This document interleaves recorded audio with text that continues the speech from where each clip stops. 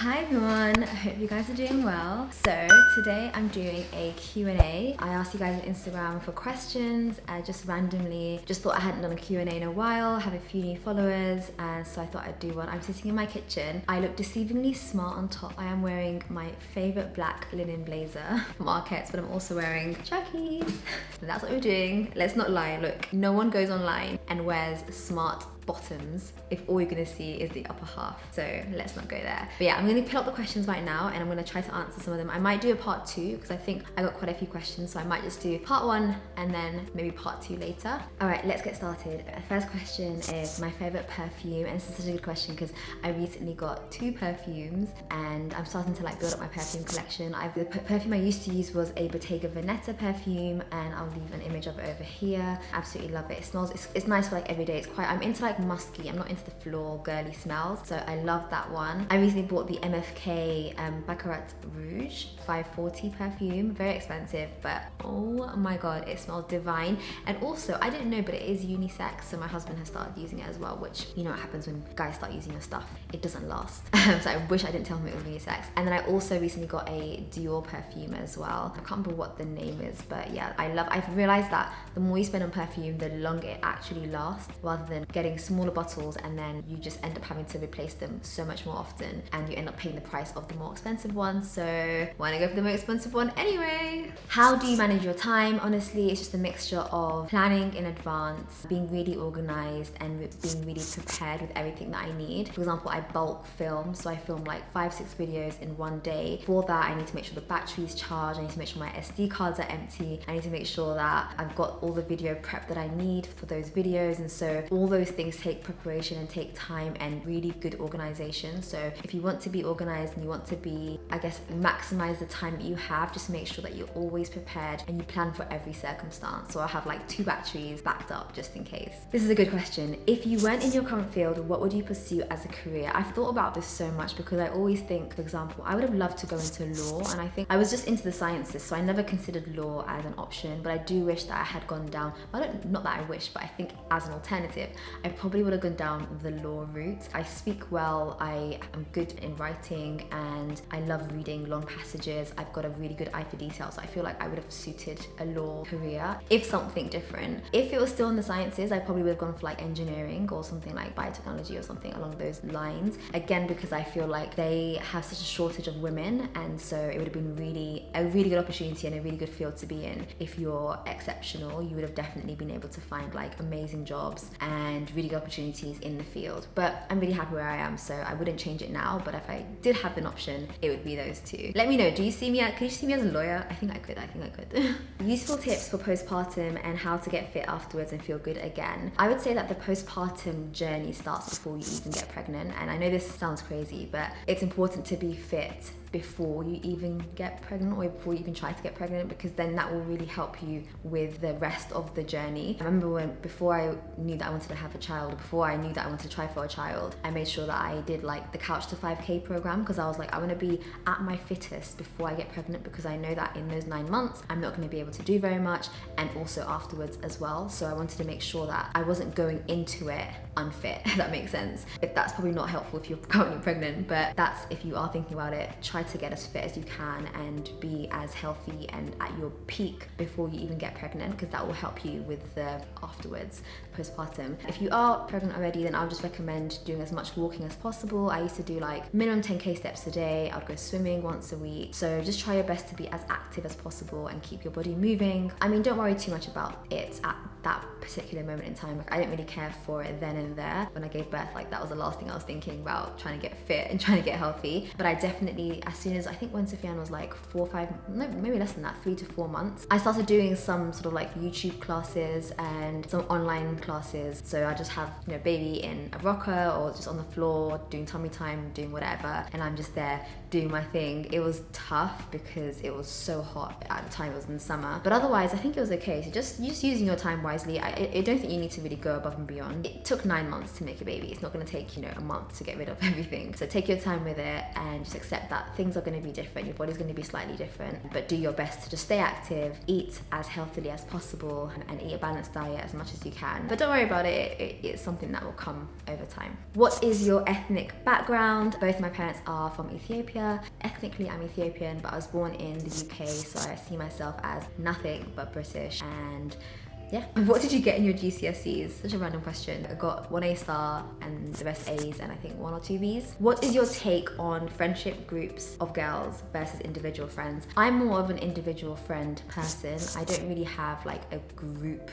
I would say the biggest group is like maybe 2 or 3 friends that I have. Like I don't have like, some girls have sort of 8 girls in a group and they're all besties, and I don't know, that's not really my vibe. So I don't really have that, but I definitely believe in sort of individual friendships. So I have lots of friends that I've made along the way. I've been through so many different universities, I've been in so many different programs, traveled the world. I picked up, you know, really good relationships from all over the world. Like literally everywhere I've been, I've, you know, met someone and I've kept in contact with them. And that's why I love individual friendship, because I feel like when you got one big group, you kind of stick to that group and you don't really diverge, you don't really go anywhere else. So I do like having close friends. I also do like when you see girls that are going out together, like 9 of them and they're all like bridal squad and they're all besties. It's cute, like I wouldn't mind that, but I don't think I can maintain that kind of relationship. To be completely honest, like I'm too in my own little zone. So I think for me, having 1 or 2 friends here and there who I can just kind of meet up periodically, that works for me really well. How old were you when you graduated and started to work? I graduated at 25. Yeah, well, my PhD at 25 and I started to work at 25 as well. Is motherhood what you expected it to be, or do you wish you waited a bit longer? I love it. I think it's better than what I expected it to be completely honest. I don't know, it feels icky to say that because I feel like people expect you to be like, it's so hard, it's the worst. Not the worst thing, but it's beautiful, but it's so hard. It's hard. So a job is hard. Like anything is hard. It comes with the territory. I think it's important to remember that when you sign up to be a mum, when you decide to be a mother, that's what you sign up to. And it's just like if you sign up to be a doctor, you accept the fact that you're going to do nights and you're going to maybe have like difficult days and people are going to die on you. Like that's part of the job. The same thing with being a mum or a parent. Like that's part of what I expected. So it's not something that I necessarily like find difficult because I expected it and so I'm doing it. I don't know, I guess I just have a positive mindset on things like that. Like I think it's a blessing and it's a new challenge and it's something different to what I've been used to. Are there days that I've completely wanted to return Sophia, I'm back to where you came from? Yes. You know, at the end of the day, it's just like work. There's some days that I'm gonna quit right there and then and hand in my resignation. And there's other days that I absolutely love it. So I think it's important to kind of remember that motherhood's no different to anything else you do in life. It's just part of, there'll be hard days and there'll be really easy days and you'll love it some days and you absolutely hate it other days. Do I wish I waited longer? No. I had him when I was 28. I think, you know, I say I enjoyed my life. I'm still enjoying my life. But you know what I mean in the sense that I feel like I had a lot of time by myself and we had like 3 years before we got married. After we got married, we had like 3 years together. So to be honest, I think it came at the perfect time and I wouldn't have wanted to wait any less time or I wouldn't have wanted to wait any longer because I can't see what I would have done differently. And also looking at it now, I've talked about this before, but looking at what has happened in my life since I've had him, it has been nothing but blessings. So actually he's brought me so much blessing beyond him, but like in so many other things that I am so grateful that he came when he came, basically. What are some things that you do for yourself, like self-care things? Ooh, this is a good one. What have I done recently? Last week I went out and bought myself some jewellery. I got myself some jewellery. I went to Cartier, got myself some stuff, and I went to Tiffany, got myself some stuff.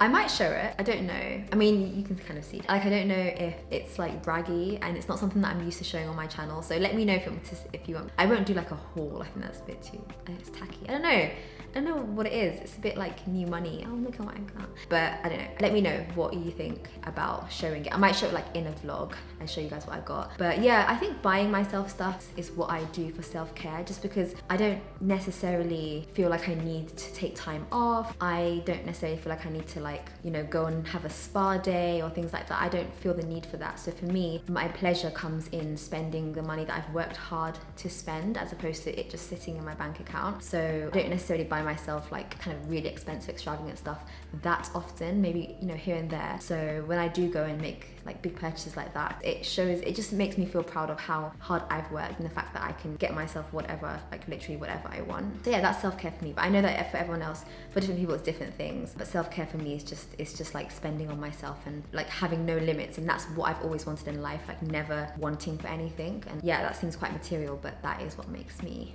I guess, happy. How do you deal with fear? This is another good one. I don't think I deal with it very well. When I'm scared of something, I tend to just like think about it too much and just overthink about it and get myself in this like bubble. And yeah, I don't think I deal with fear very well. Well, sometimes I'll talk to my husband and I'll be like, look, I'm worried about this thing, I'm worried about that thing, and we'll talk about it and, you know, come to like a rational decision. I mean, he's a lot more like level-minded, so he'll kind of talk me through it and we'll talk about it and kind of calm me down. But it's not very often. I think it's usually, my fear comes from fear of failure more than fear of anything else. When I'm thinking about failure and I'm thinking about ways that I feel like I might fail at something, it's usually quite irrational, and it's usually me over having these high expectations of myself that are really just unnecessary. So when I speak to someone about it, anyone, they can just tell me, look, Amina, you're so successful, you've done so much in your life already, there's nothing for you to be fearful about, especially when it comes to failure. So in that sense, it's quite comforting to speak to someone. So for me, like just speaking to someone outside of my own head is what I do to deal with the fear that I have, which is fear of failure. I don't really have any other fears. I think everything else is written, but when it comes to failure, I feel like that's on you. You decide like how hard you work, you decide what you do, you decide outcome based on your input. And sometimes I feel like I'm not putting enough work in, and so everything's gonna fall apart when actually I know that I'm doing like more than I even need to do. Did you guys buy a home? Yes, we did. Again, it's something that I feel like I would have talked, I wanted to talk about it a lot more, and I thought it was something that I was gonna kind of share a lot more on, and when it actually came to it, I actually got a bit more private about it. I guess it's just like being pregnant as well. I remember when I was pregnant with Sufyan, and I thought I would do a lot more like pregnancy vlogs, and I thought I would actually be quite public about it, but when it came to it, I was quite protected with it, and I realized that I do that when it comes to things that I value. So like, you know, my marriage, I don't really show that very much. I feel like at the end of the day, it's quite private and it doesn't really benefit you guys at all. There's so much information out there. Why do I need to show everything? And it's, you know, it's a boundary at the end of the day. Oh, this is a good one. I think I'm gonna end it on here. Where would you like to live other than the UK? I think we are definitely thinking about doing a move to like the Middle East or the Far East, so like maybe like Malaysia, something like that. We've been talking about it since we got married. Like I think we'd absolutely love to do it. So hopefully in the next couple of years you might see us leaving. We love London though, so it's nothing to do with London. It's more just to explore our horizons, to do something that our parents would never have done, to break that generational mindset of, you know, you have to stay somewhere, you settle there and you just bring your kids up there and you struggle there even if it's hard and it's not the most ideal country. Like thank God we have the flexibility to work anywhere, and we have, you know, language, we have no language barriers, and I think it's important for our kids as well to see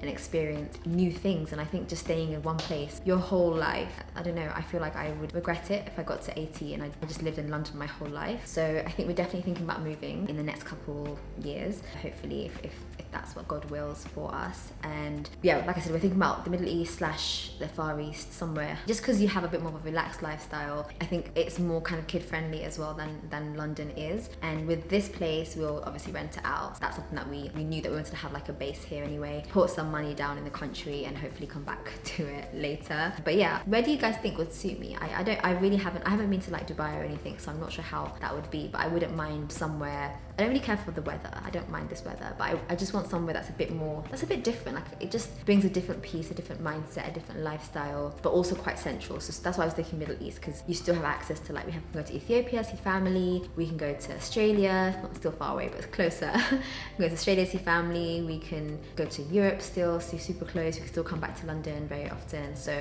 I still feel like it's quite central as opposed to somewhere like Australia, or still really far away. You know what, one more question. When and why did you start wearing the hijab? I started wearing it at the start of my PhD, so I believe I was 22, and I had no when I say had no reason, I mean I didn't have like a specific, there wasn't like a specific reason as to why I wore it at that point.